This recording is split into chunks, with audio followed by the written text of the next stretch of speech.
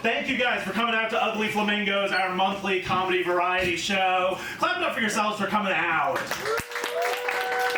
It got cold out, didn't it? Like, it was so nice today, and then it was like, oh, walking over, I'm like, ooh, it is chilly. So, you know, one more time just for coming out in the cold. I know how it gets to come out in the cold. All right, cool. So you guys are ready for a night of comedy, music. It's going to be fantastic. But first, you get a little bit of me. I'm going to tell you guys something exciting. I got engaged a couple of months ago. Now, my fiance got me a male engagement ring. Boo. No, I wanted a male engagement ring, right? Because like my fiance, I spent a lot of money on her engagement ring, and I'm like, all right, it's only fair if you spend a little bit of money on me, right? So she got me the male engagement ring. But I'll tell you guys, when I proposed to my fiance, it was like the most romantic moment of my life, right? Like, you know, I went to our favorite spot in the park. You know, both of our families were there. There was champagne, a photographer, the whole 9 yards. When my fiance gave me the male engagement ring, she was just kind of like, here you go. Merry Christmas. It's not wrapped, you know? Like this might be an unpopular opinion, but I kind of wanted my fiance to propose to me too, you know? Because like, she pegs me, you know? So like, I kind of like to be the girl sometimes, you know? Like, I wanted her to get down on one knee to propose to me, and then I would get down on my knees to get the strap on ready for her, you know? Like, it's only fair. I'm sorry to hit you so hot with the pegging right from the jump, you know? But no, I was having a conversation with someone recently about the male engagement ring, and they were like, oh, you know, what are you gonna do when you get married? Are you just gonna like wear 2 rings on your finger? And I'm like, well, realistically, I hope that like by the time I'm married, I'm doing a little bit better financially, because then I'm just gonna like transition into being a ring guy, you know? Like walk up like Johnny Depp, 12 rings on my fingers, like you guys would hear it on the microphone, you know? Like in my mind, I'm gonna get married and I'm just gonna like transform into Jason Momoa, you know? And I know he seems like a ring guy, but he actually doesn't wear a lot of rings, you know? But I'll tell you guys something. I'll tell you guys something else. My fiance does not like this outfit, but I found a good solution to that, and this is what I wore to propose to her. And you know, I figured I would take her least favorite outfit and make it her most favorite outfit. You know, and then I've got a built-in excuse anytime she wants to say something about it. I could always just say, "Well, it was good enough for you to say yes in. It was good enough for you to say yes in, and now it's not good enough for Allison's wedding." You know, like. This is how I dress for weddings. All right, let's transition to something a little less exciting. I got laid off from my job like about a year ago. Yeah, no, disappointing, not good. And like I've been on the job hunt now for like a year, and I've been getting like pretty aggressive in the job hunt. And like I'm at the point now that I'm like super desperate, and I'm just like trying anything to get a new job, right? So like now, like if I apply to a job and it needs a cover letter, I'm not writing a cover letter. Instead, what I do is I write, give me the job or I'll fucking kill myself. You know? And like, I'll be honest, I don't think that's gonna get me any jobs definitively, but it's definitely gonna make the recruiter think twice before they send that automated rejection. You know? They're gonna be like, he's not qualified, but do I want his blood on my hands? You know? There's not a button in Workday for this, you know? But I was talking to a friend of mine about that recently. I said, what do you think would happen if I did that? And she said, to be honest, I think they would call the police and they would do a wellness check and you would end up in a psych ward. And I was like, I don't think that's true. Because I've been telling comedy audiences that I'm gonna kill myself for years, and never once have they called a wellness check, you know? Like, you know, it's only fair. But no, but let's see. I did have a job interview recently for a job that I was excited about that I did get rejected from. It is a little disappointing. The job was for Sports Illustrated, but the swimsuit issue specifically.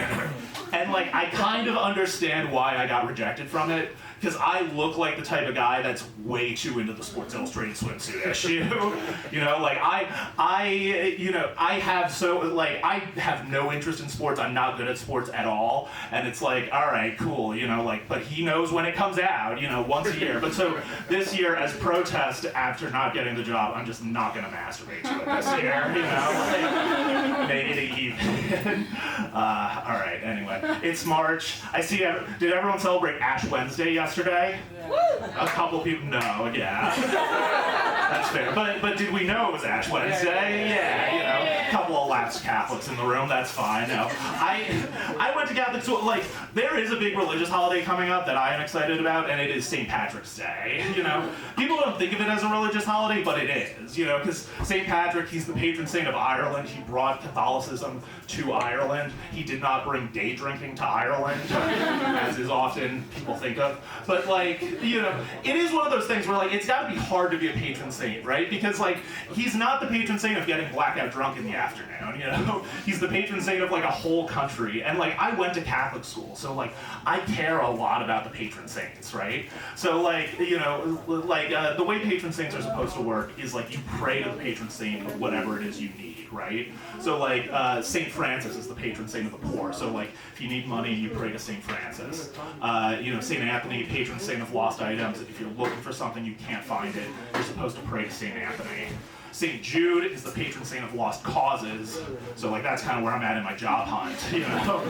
But like when I told my parents I was going to be a comedian, they were like, all right, I guess St. Jude is our patron saint now, you know? Like, and while we're on the subject, fucked up thing to name a children's hospital after. Like once you know that, you know, like you know, you're just kind of like, you know, if you go there, it's like, is there any hope? You know, like, should I give up? Have my parents already? But no, let's see. I am getting older. I am excited to be getting married because like I'm 30 years old, and at this point in my life, my primary hobby is like going to punk shows and getting into mosh pits, and like. I knew I needed to marry my fiance because like I don't think I could explain that hobby to like an age-appropriate woman, right? Like I don't think there's a 30-year-old that's gonna accept that. Like I think if I was gonna start dating now, I would have to like trick a girl into coming to a punk show. And it would just have to be like, all right, cool, we're in like a tiny room, the crowd's just a bunch of guys that look like me, the band's just a bunch of guys that look like me, and then at one point the lead singer of the band is gonna be like, all right, kill each other, and then I'm gonna have to start dancing like this. Like, I don't think a 30-year-old woman is going to appreciate that, you know, like, but no, I am 30, and I do think I'm getting too old to go to, like, punk shows and metal shows. Maybe not go to the shows, but at least, like, get into mosh pits, right? Because, like, you know, like, I'm 30, for my 29th birthday, I stage dived, right? And, like, I know what you're thinking. Stage diving doesn't have an age limit, but it definitely has a weight limit. And I've clearly surpassed it. Like one of the more recent times I was stage diving, I had a cool moment where I was like crowd surfing, and like I had a moment with the band, right? Like I locked eyes with the bassist, and he was just staring me down. And like I could read the expression on his face. He was like, is this fat fuck gonna kill a 14-year-old? You know, like, is this gonna be our Astro World? You know, like this isn't what we wanted to be remembered for. You know, but like, it is one of those things, because like I'm 30 years old and I'm emo, but like when I was in high school I was emo, but I also did musical theater, which like are two things that sound like they don't go together, but like if you ever did musical theater, you know that like half the people there were like hardcore thespians, and then the other half just kind of wished that they were at Warped Tour instead, you know? And I think it's because like when you do musical theater, it's the only school-sanctioned activity where you're encouraged to feel your feelings, right? So like you have these angsty teenagers that are like, I hate my mom, I hate my dad, I want to listen to My Chemical Romance, I can't? Well then I guess Annie will do, you know? The sun will come out tomorrow! You know? But like, going to mosh pit, getting into mosh pits now, like I do like to break out my musical theater moves sometimes, so it'll be like, all right, I want to see you go crazy out there, and I'm like, sick. Glad that I was in Greece. All right. But like I said, I am 30 years old and I'm emo, and it is hard getting to be this age and be an emo, because most of us did not expect to live this long. Like, and like there's no good emo songs about getting past the age of like 25, right? Like there's no songs that go like, when I hit my 30s, my father told me to get a real job. You'll never have a mortgage. Are you guys ready for a great show? Yeah.